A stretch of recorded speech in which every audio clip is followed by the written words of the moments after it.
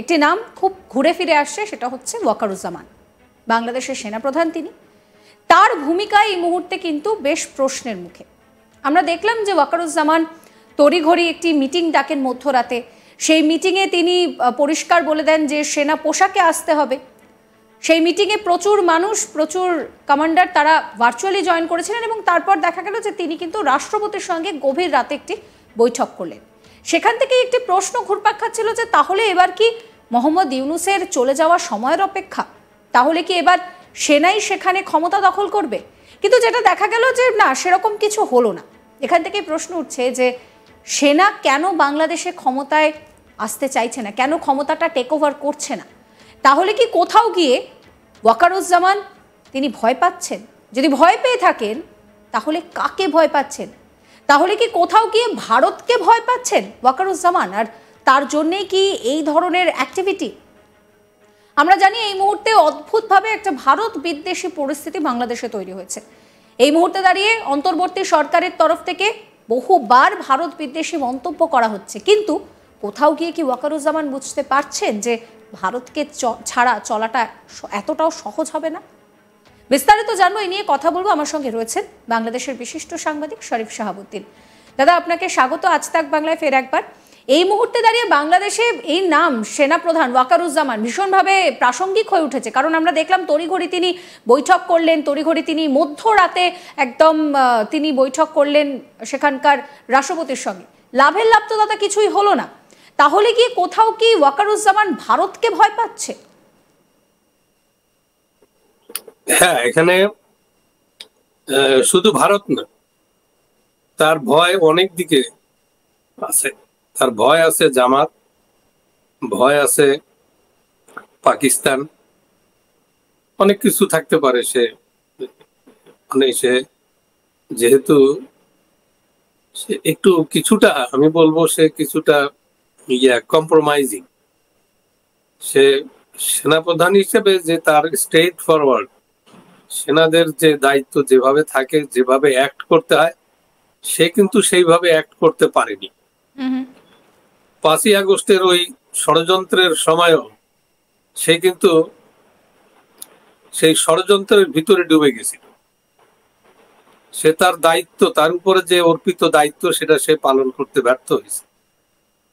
যে কথাটা বারবার আমরা বলতে চাই সেটা হলো যে তার একটা শপথ ছিল যে দেশের মানুষ, সরকার প্রধান এবং রাষ্ট্রপ্রধান এদের নিরাপত্তার জন্য প্রয়োজনে নিজের জীবন বিপন্ন করে হলেও সে তা করবে। এটা হচ্ছে তাদের কোরআন, বাংলা মুসলমানদের জন্য কোরআন শরীফ হাতে করে এই শপথ হয়। তো সে সেখানে তার দায়িত্ব পালনে ব্যর্থ হয়েছে অথবা ব্রিজ করছে, তার অঙ্গীকার ব্রিজ করছে। সে তো সহজেই কথাটা করতে পারতো যে তার দায়িত্বটার ভিতরই ছিল যে জঙ্গিরা, জেহাদিরা, ষড়যন্ত্রকারীরা, তারা যে জঙ্গি, জেহাদি, ষড়যন্ত্রকারী, এটা কিন্তু সে সাধারণ মানুষ, বাংলাদেশ আওয়ামী লীগ এবং সরকার এদের আগের থেকেই সে ভালো করে চিনে এদেরকে। আপনি যদি লক্ষ্য করবেন, সে যখন 5 তারিখের পরে 6 তারিখে সব দলের লোকজনের সাথে বৈঠক করবে বলল, কিন্তু সে তাকে জিজ্ঞেস করা হলো কাকে, কোন কোন দলের সাথে, বললো যে জামাতে ইসলাম, তারপরে কে আসিফ নজরুল, তারপর কে, এই আম করে আর কোন দলের নাম সে নিতে পারলো না, তার মুখে এলো না, জামাতে ইসলামী বলল। তো আর যেগুলো কাজ হলো নতুন এই অন্তর্বর্তীকালীন অবৈধ সরকার, সংবিধান বহির্ভূত সরকার, সেই সরকারের দ্বারা জামাতের সব রন্ধ্রে রন্ধ্রে জামাতের লোকজন বসিয়ে দেওয়া হয়েছে একেবারে কি পয়েন্ট গুলোতে। এ কথা কি সে জানে না? সে বুঝে না? বুঝে। তারপরও সে, এটা একটা রাজনীতি, একটা ভীষণ ভাবে একটা মানে পলিটিক্স। এটা সেই পলিটিক্সে সে নিজেকে সিগালের মতো ভাবছে যে আমি উভয় দিক, আমি শ্যামও রাখবো, কুলও রাখবো, এরকম করে সে চলতেছিল। যার জন্য আপনি লক্ষ্য করবেন যে একটা ভীষণ ভাবে সে কিছু জিনিস সে ওভারলুক করে গেছে, অথবা সে ইচ্ছে করে এটা করছে। সেটা হলো যে যারা জামাত, জঙ্গি, জেহাদি, স্বাধীনতা বিরোধী, এবং তারা, আমরা বলি না, অন্যরা বলে না, বলে তারা নিজেরাই, জঙ্গি জেহাদিরা বলছে তারা স্বাধীনতায় বিশ্বাস করে না, তারা বাংলাদেশে বিশ্বাস করে না, জাতীয় সঙ্গীতে বিশ্বাস করে না, বঙ্গবন্ধুতে বিশ্বাস করে না, রবীন্দ্রনাথে বিশ্বাস করে না, কিছুইতেই তারা বিশ্বাস করে না। শহীদ মিনার ভেঙে গুড়িয়ে দিচ্ছে। নারী স্বাধীনতা, নারী শিক্ষা তারা একদম মানে না।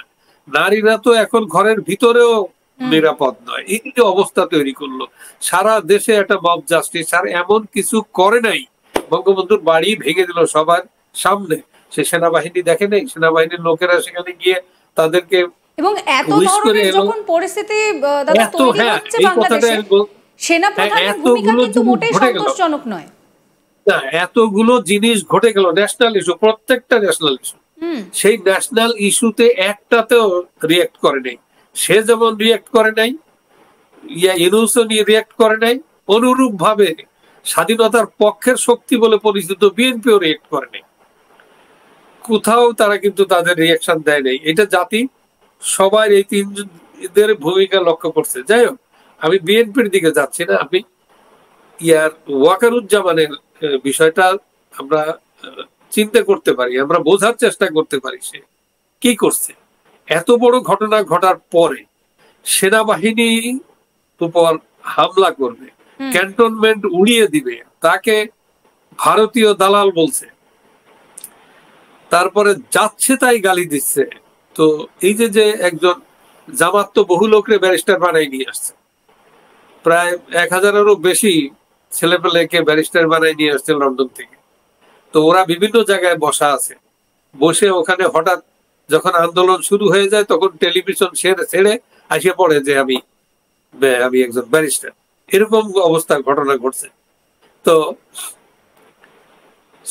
এই ওয়াকারুজ্জামান এখন তার এই ভূমিকা দেখে এটা রহস্যজনক ভূমিকা সে আবির্ভূত হয়েছে। খালেদ মোশাররফ যেমন সে কি করবে, একদিকে সারা দেশের মানুষ বঙ্গবন্ধু হত্যার পরে মানুষ একেবারে হতচকিত বিহবল, তারা যখন প্রতিবাদ মুখর, সেই মুহূর্তে যখন রাস্তায় নেমে গেল সাধারণ মানুষ, তার মাকে নিয়ে মিছিল করলাম, সেইখানে তারা সে বাধা দিল, বললো কি যে না, আপনারা স্ট্রাইক ডেকেন না, আপনারা চুপচাপ থাকেন। আমরা চুপচাপ থাকার কারণে বোঝা গেল যে খালেদ মোশাররফের পিছনে কেউ নাই। তখনই তার এনিমি তাকে অ্যাটাক করার সুযোগটা পেল এবং সে বেঘরে প্রাণ দিল। তো খালেদ মোশাররফ, সে ইনায়েতুল্লাহ খান সাংবাদিক, তার বন্ধু, ঘনিষ্ঠ বন্ধু, হি ওয়াজ মিসলেড বাই ইনায়েতুল্লাহ খান। তাকে বিভিন্ন ভাবে বলা হয়েছিল যে তুমি তো আগে জীবিত থাকবা, তো ব্যালেন্স করতে হবে, সবাইকে নিয়ে ইনক্লুসিভ, এরকম করছে। এখানে যে আপনার কু হবে, কু তো কাউকে ইনক্লুসিভ করা যাবে না, বাবাকেও না।